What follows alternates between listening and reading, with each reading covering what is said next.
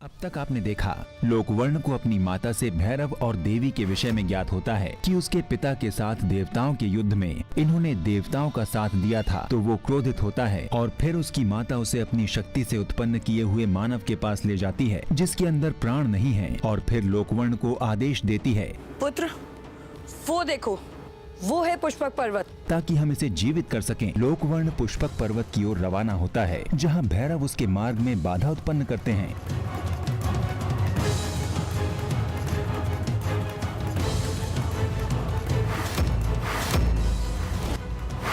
किंतु उसे रोक नहीं पाते और लोकवर्ण पुष्पक पर्वत पहुंचकर कृपया करके मुझे ये नील रत्न ले जाने की अनुमति दीजिए। परंतु तुम्हें पहले मेरे प्रश्नों का सही सही उत्तर देना होगा, तभी तुम इस नील रत्न को यहां से ले जा सकते हो। आप अपने प्रश्न पूछिए। मैं तुमसे 2 प्रश्न पूछूंगा। अगर तुमने दोनों में से किसी एक का भी उत्तर सही नहीं दिया तो तुम यहीं इसी क्षण शिला में परिवर्तित हो जाओगे। पूछिए, आपको क्या पूछना है? मेरा पहला प्रश्न है, रंग है मेरा काला, रोशनी में नृत्य करूं, अंधेरे में लुप्त हो जाऊं, बताओ क्या है? उस साधु के प्रश्नों का उत्तर देकर उनसे नील रत्न प्राप्त कर लेता है और माता को सौंप देता है, जहां उसे माता से पता चलता है कि अभी एक कार्य और शेष है और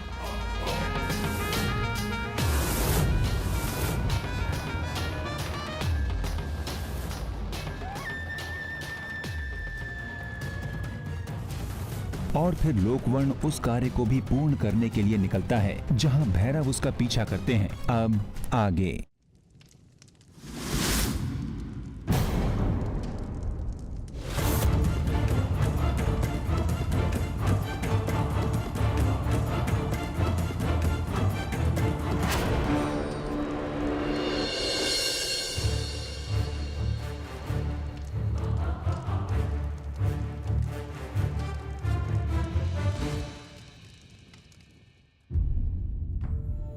माता, ये कैसे संभव है कि वो दुष्ट लोकवर्णा ज्वालामुखी में जीवित रह पाए?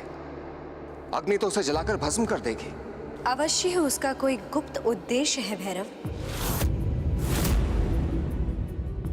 जिसकी प्राप्ति के लिए वो ज्वालामुखी में प्रवेश कर गया।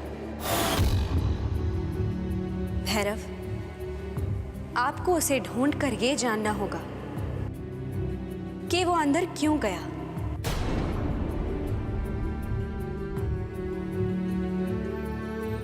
परंतु माता, मैं उसे ज्वालामुखी में कैसे ढूंढ पाऊंगा? भैरव, रक्षक हैं आप शक्तिपीठ के, इसलिए इससे पहले कि लोकवर्ण और कोई बड़ी शक्तियों को अर्जित करके इस सृष्टि को हानि पहुंचा सके, आपको उसे कैसे भी रोकना होगा। सोचिए, स्थितियों का मनन कीजिए, समस्या में ही उसका हल छिपा होता है।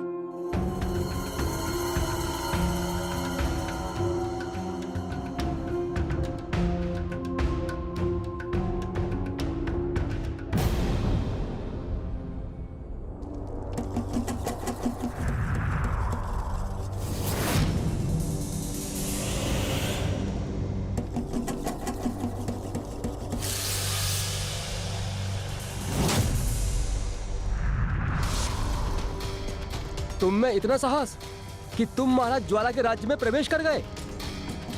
तुम्हें इसका दंड अवश्य मिलेगा।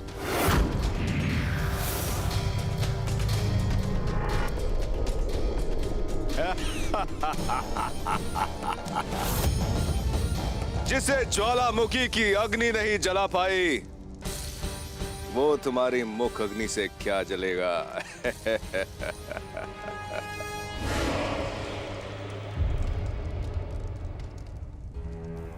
उस दुष्ट लोकवर्ण तक कैसे पहुंचूं? कैसे उसके उद्देश्य को जाना जाए, उसे रोका जाए? कैसे?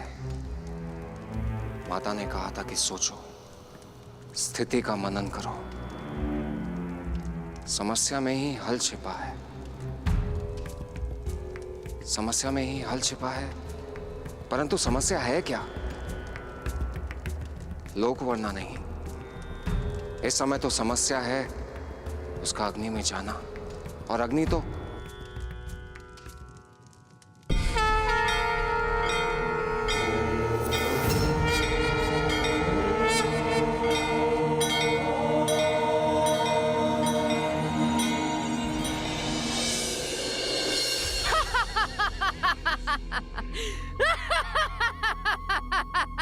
अग्नि अब मेरे पुत्र का कुछ नहीं बिगाड़ सकती।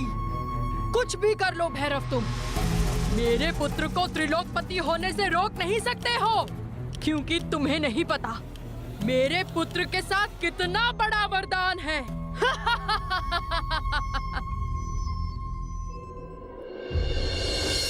मेरा वरदान ही इसका सुरक्षा कवच है। उस दुष्ट लोकवर्ण को ज्वालामुखी की अग्नि कभी जला नहीं पाएगी, क्योंकि एक बार लोकवर्ण की मां ने ओम अग्निदेवाय नमः, ओम अग्निदेवाय नमः, ओम अग्निदेवाय नमः, ओम अग्निदेवाय नमः, ओम अग्निदेवाय नमः। देवी आंखें खोलिए।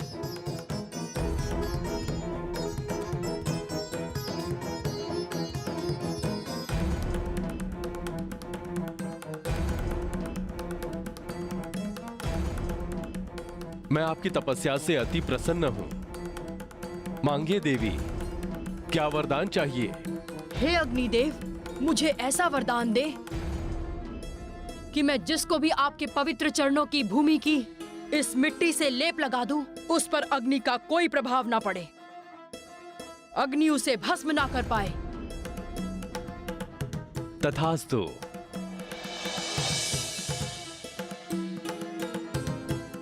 लोकवर्ण की मां ने मेरे चरणों की मिट्टी के लेप से ज्वालामुखी के अग्नि के प्रभाव से मुक्त कर दिया है।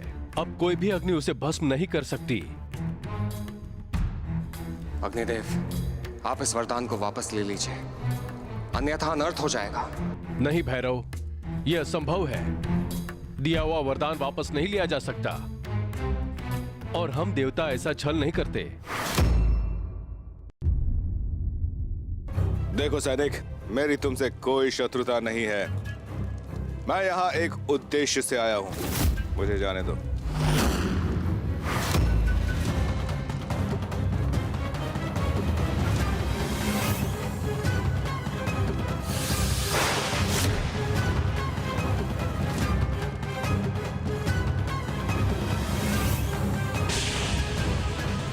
माना कि अग्नि तुम्हारा कुछ नहीं बिगाड़ सकती है, लेकिन मैं अपनी शक्ति से तुम्हें बांध तो सकता हूँ। चलो हमारे ज्वाला राज के पास, और वही तुम्हारे भविष्य का निर्णय लेंगे।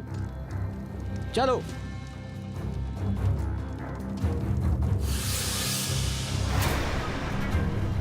लोकवर्णा, चिंता मत करो, मेरे रहते यहाँ तुम्हें कुछ नहीं होगा।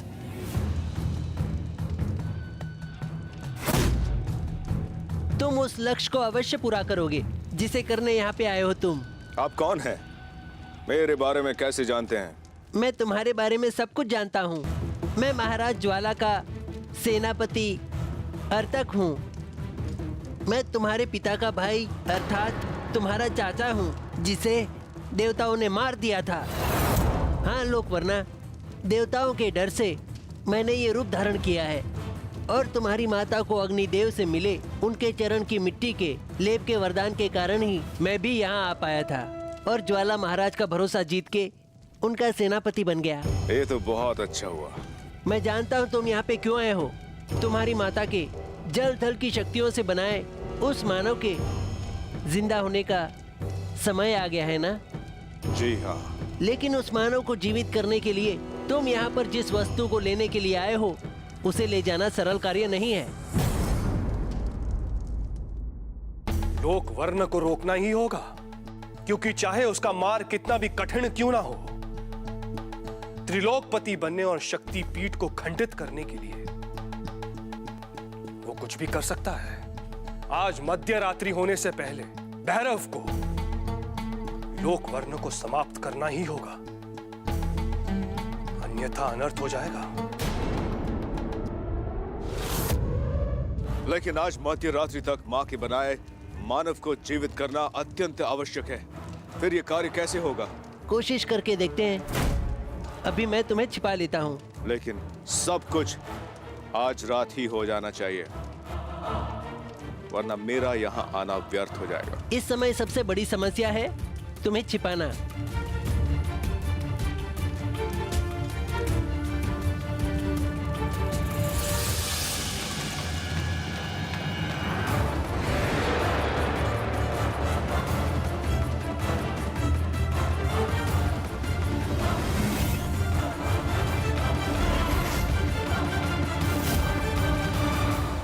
डरना मत, सब ठीक होगा।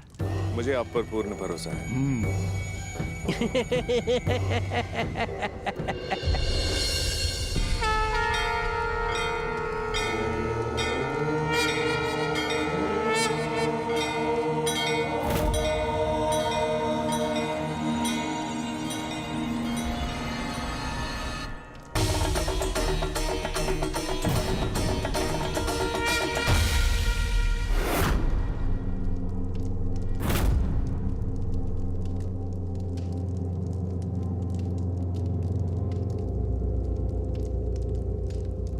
कहाँ चला गया है दुष्ट?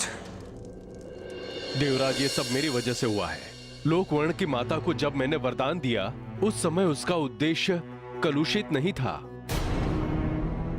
उसका मार्ग रोकने के लिए और सृष्टि को बचाने के लिए मुझे भैरव को भी वही लेप लगाना पड़ा, जिससे उनके शरीर पे ज्वालामुखी की अग्नि का कोई प्रभाव ना हो।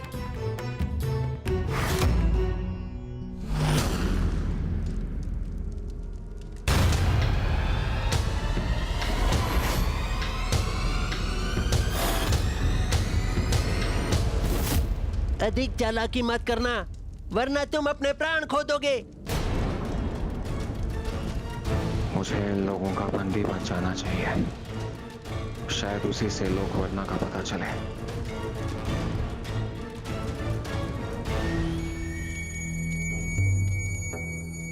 मैं जानता हूँ भैरव, मैं तुम्हें पहचान गया हूँ। देवासुर संग्राम में तुम भी देवताओं की तरफ से युद्ध में थे ना? क्योंकि उस समय तुम ना ही केवल देवताओं के विरुद्ध युद्ध कर रहे थे, अभी तो शक्तिपीठ को खंडित करने का प्रयास भी कर रहे थे।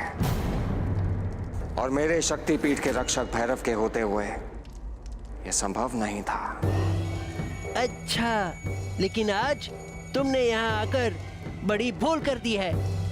तुम्हें इसका दंड मिलेगा। सैनिकों, ले चलो इस भैरव को बंदी बनाकर महाराज ज्वाला के सामने।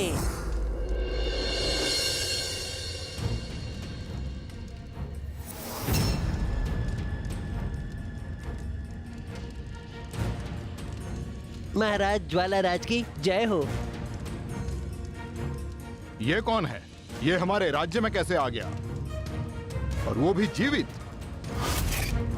ये एक बाहरी व्यक्ति है जो पृथ्वीलोक से छिपकर ज्वालामुखी में आया है। लेकिन आश्चर्य की बात तो ये है कि तुम इस ज्वालामुखी में जीवित कैसे आ गए? भस्म क्यों नहीं हुए तुम? बोलो, क्यों आए हो यहाँ? महाराज, मैं यहाँ असुर लोकवर्ण को ढूंढने आया हूँ। असुर लोकवर्ण?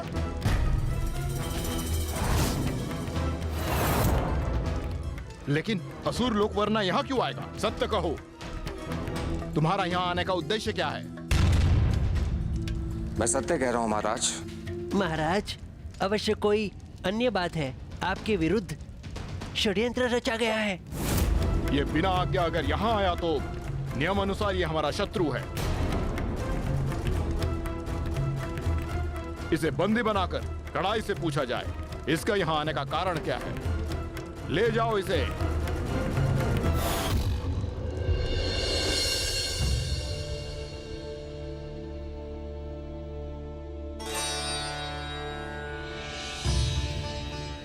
माते, अब क्या होगा? भैरव को उन लोगों ने बंदी बना लिया है और भैरव भी अपना सच नहीं बता रहे हैं। किंतु भैरव ऐसा क्यों कर रहे हैं? ये दुष्ट सेनापति अर्तक लोकवर्ण की सहायता करने में सफल हो गया तो अनर्थ हो जाएगा। भैरव को ज्वाला राज को असुर लोकवर्णा का सच बता देना चाहिए। देवगण, कभी कभी चुप रहना भी लाभदायक होता है और सही समय आने पर बोलना ये बुद्धिमान व्यक्ति का गुण होता है।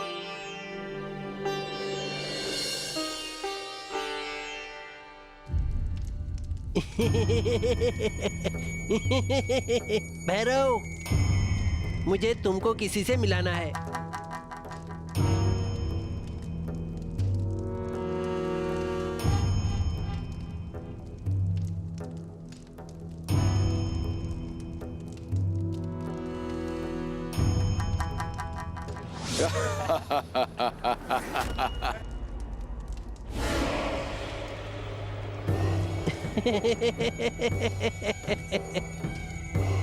हैरान हो गए ना इसे मेरे साथ देखकर? भैरव, इसी को यहाँ पे रोकने आए हो, लेकिन मेरे रहते तुम लोग वरना के उद्देश्य को पूरा करने से कभी नहीं रोक पाओगे। लोग वरना आज रात तुम्हारा वो कार्य पूर्ण होगा जिसके लिए तुम यहाँ पे आए हो।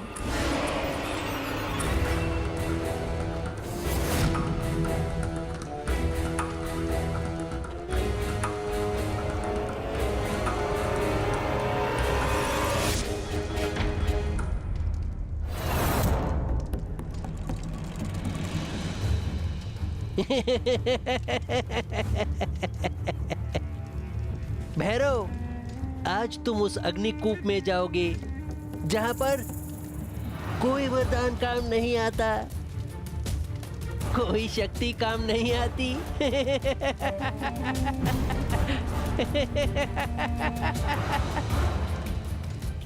ये लो लोक वरना और भेज दो भैरव को उस अग्निकूप में।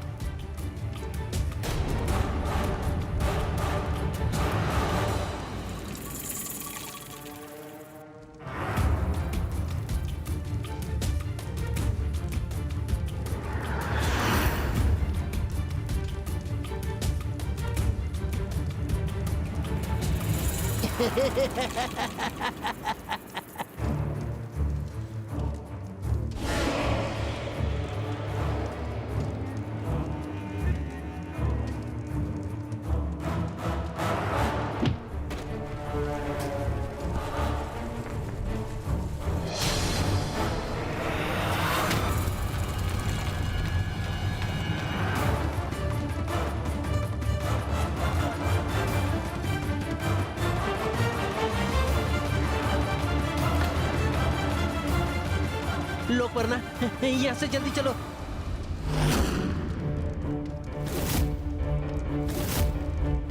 तुम इस कक्ष में क्या कर रहे हो?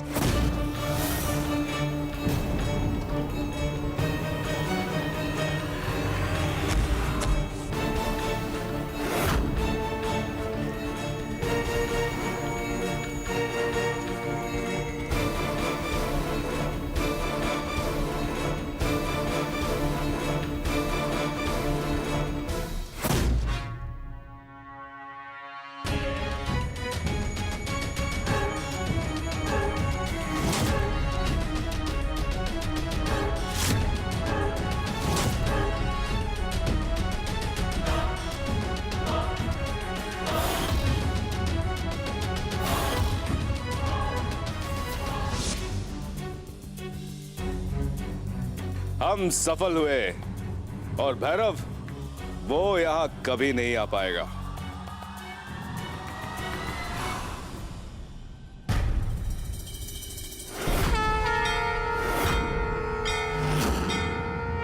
भैरव, भैरव, तुम उस भयंकर अग्निकूप की उस अग्नि से बच के तुम यहाँ पे कैसे आ गए? अगर अग्निदेव के वरदान की आड़ में तुम दोनों पाप के कार्य कर सकते हो तो तुम्हें क्या लगता है माता के कार्य के लिए अग्निदेव मेरी सहायता नहीं करेंगे?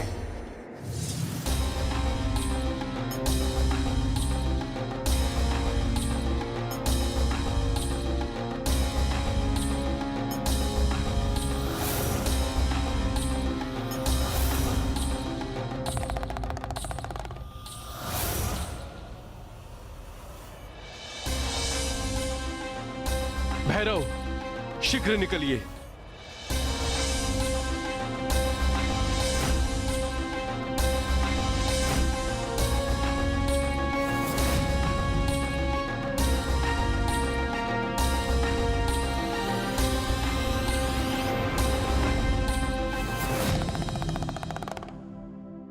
ज्वालाराज, मैं शक्तिपीठ का रक्षक भैरव हूं। लोकवर्णा को ढूंढने के लिए यहां पर आया हूं। मैं आपसे क्षमा चाहता हूं भैरव, मैं आपको पहचान नहीं पाया।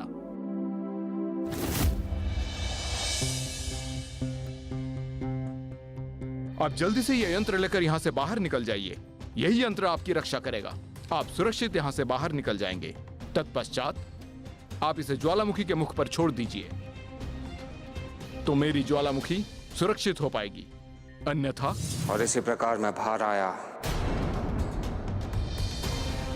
और ज्वालाराज का ज्वालामुखी भी बच गया। लाओ, ये रक्त रत्न मुझे दे दो, इसी में तुम्हारी भलाई है। कदापि नहीं।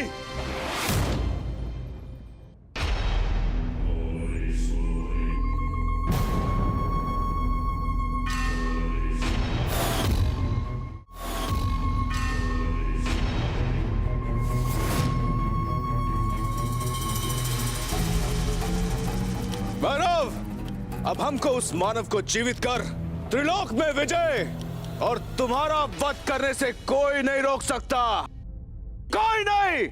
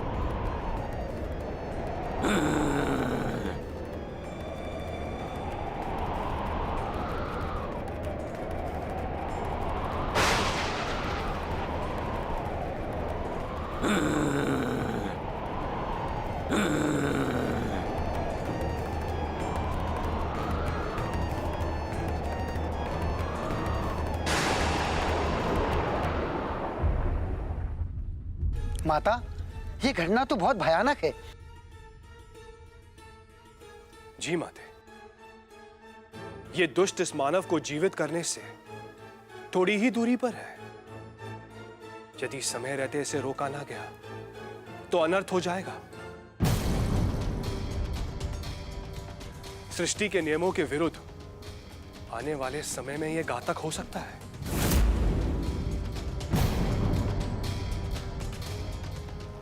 हाँ माता,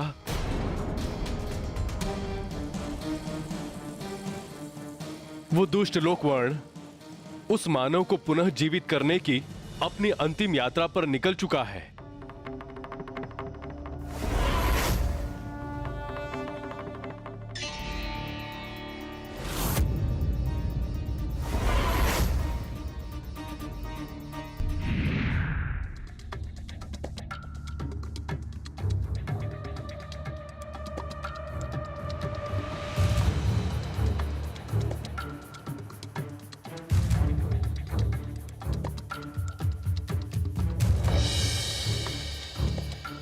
वो देखो लोकवर्णा, हमें वहां उतरना है। चलो।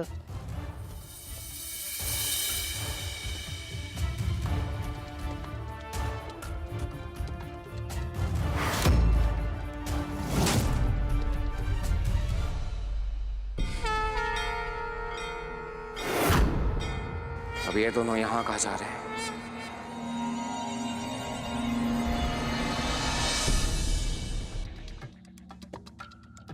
प्रणाम ऋषिवर।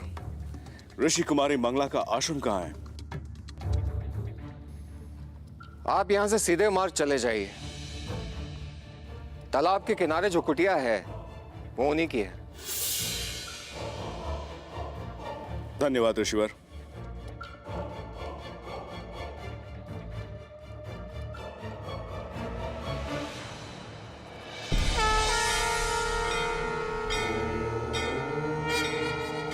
अब ये ऋषि कन्या मंगला के आश्रम में क्यों जा रहे हैं? अवश्य ही ये इनकी कोई चाल है।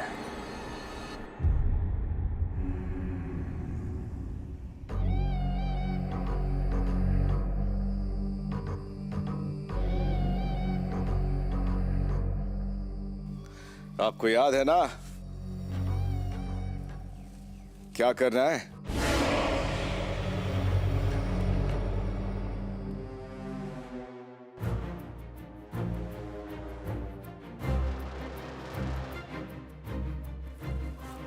हमको उस वृक्ष के पीछे छुपकर ऋषि कन्या के आने की प्रतीक्षा करनी होगी।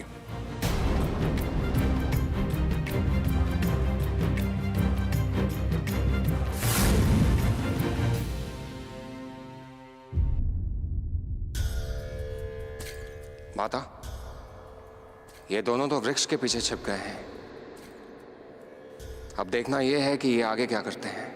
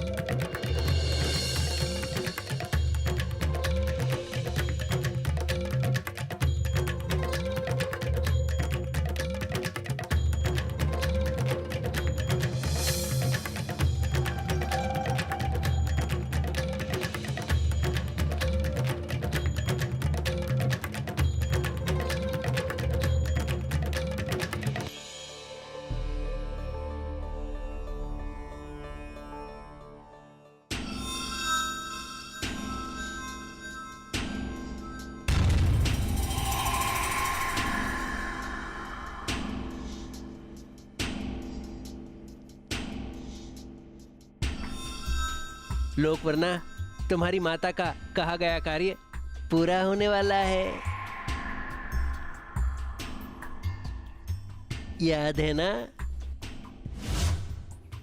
पुत्र, इस मानव को जीवित करने के लिए तुमको केवल ऋषि कनक की पुत्री मंगला के हंसने से उनके मुंह से झड़ने वाले पुष्पों को लाना शेष रह गया है, जिनको वो झड़ने के बाद तालाब में समर्पित कर देती हैं।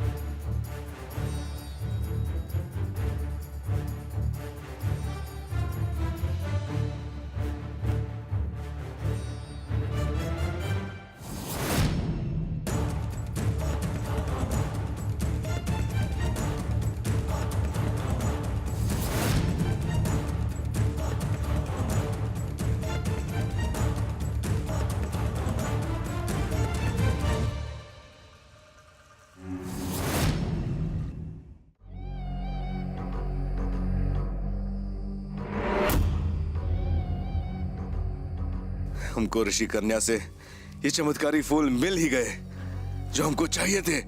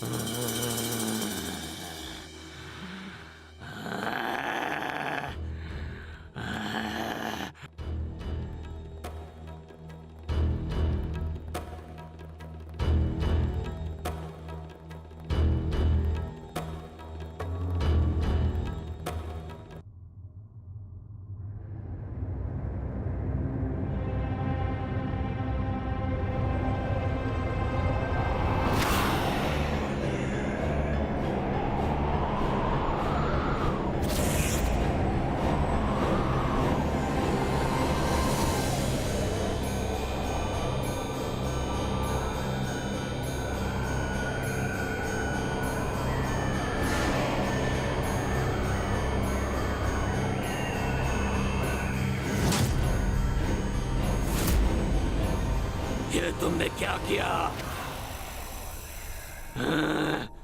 पाप कर दिया है तुमने।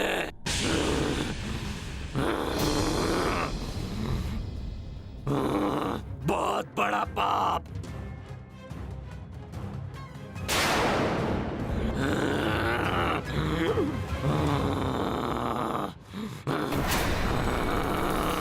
लाल तन विकराल बाहु विशाल उन्नत भाल है,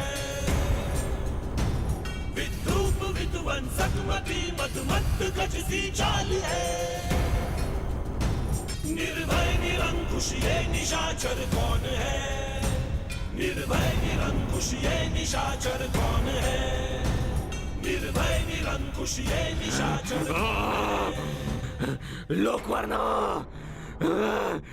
दुष्ट, ये तूने क्या किया?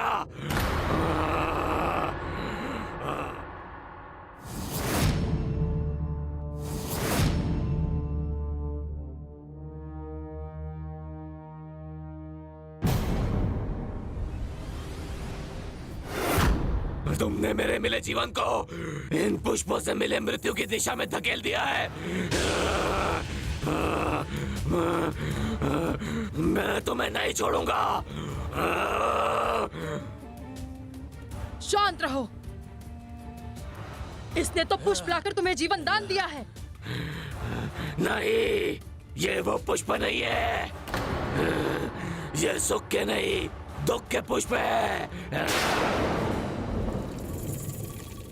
इनका प्रभाव मुझे कुछ ही पल में मार देगा।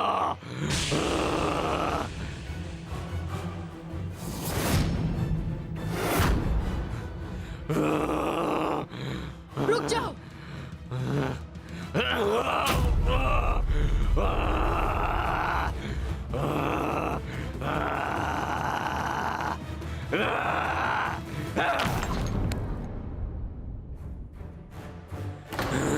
लोकवर्णा, रुक जाओ वहीं पे। लोकवर्णा, रुक जाओ वहीं पे। दोस्त, मैं तुझे नहीं छोड़ूंगा। नहीं, रुक जा।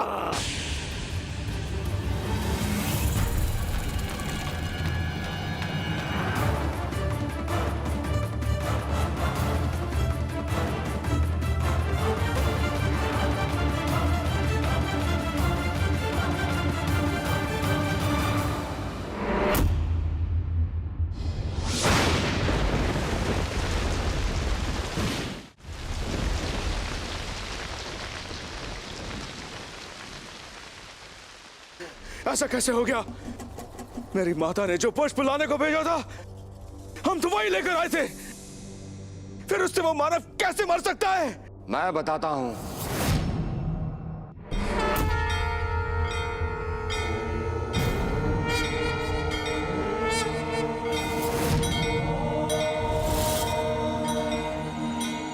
याद है ऋषि कन्या मंगला को हंसाने के पश्चात एक स्त्री उनके आश्रम गई थी।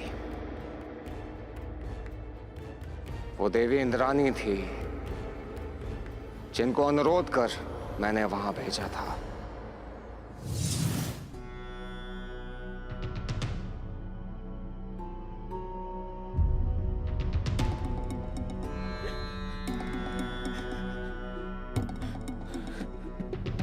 आप कौन हैं? और रो क्यों रही हैं आप? ऋषि कन्या, मेरा इस संसार में कोई नहीं है। बीते दिनों मेरे गांव में अकाल पड़ गया था। मेरा पति और मेरे दोनों पुत्र उसमें मारे गए। मेरा केवल एकमात्र पुत्र बचा था। उसे लेकर मैं भोजन के खोज में निकली। बिना भोजन के मेरा वो पुत्र भी मर गया। हे ऋषि कन्या, मेरे ऊपर दुखों का पहाड़ टूट पड़ा है।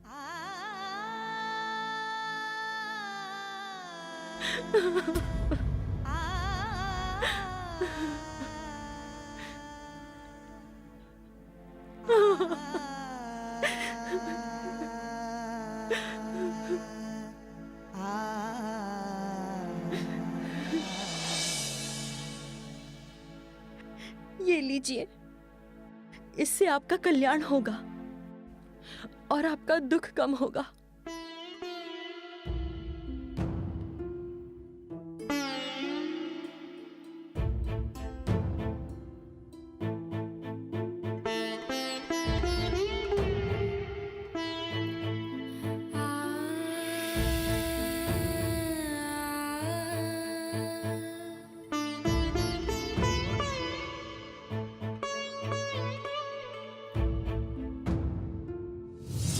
लोकवर्णा, तुम्हारी मां से केवल एक भूल हो गई। उसने तुम्हें यह तो बता दिया कि ऋषि कन्या को यह वरदान है कि जब वो हंसेगी तो पवित्र फूल झड़ेंगे, परंतु उसने ये नहीं बताया कि जब वो रोएगी तो वो पुष्प अपवित्र हो जाएंगे। और जो फूल तुम तालाब से चुनकर ले गए थे वो ऋषि कन्या के दुख भरे आंसुओं के फूल थे।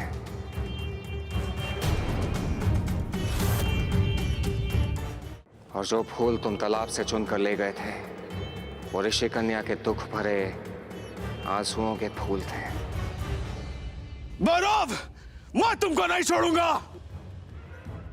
तुम्हारे कारण मेरी मां की मृत्यु हुई।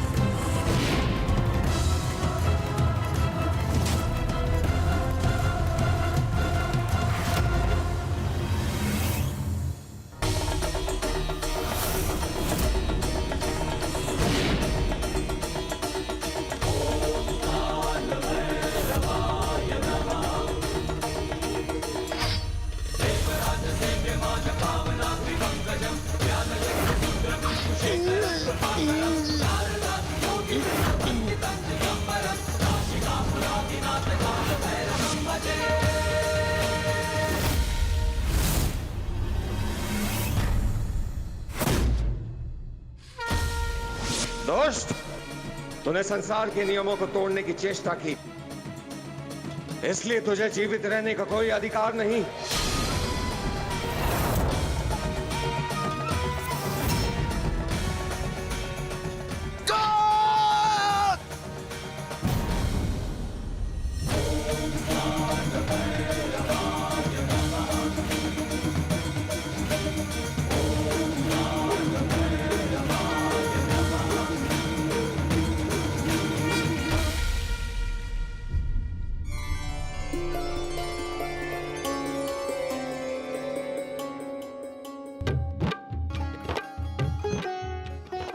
विमला देवी के शक्तिपीठ पर जो भी भक्त यहाँ आएगा और माता की सच्चे मन से पूजा करेगा, माता सदा ही उसकी मनोकामना पूर्ण करेंगी।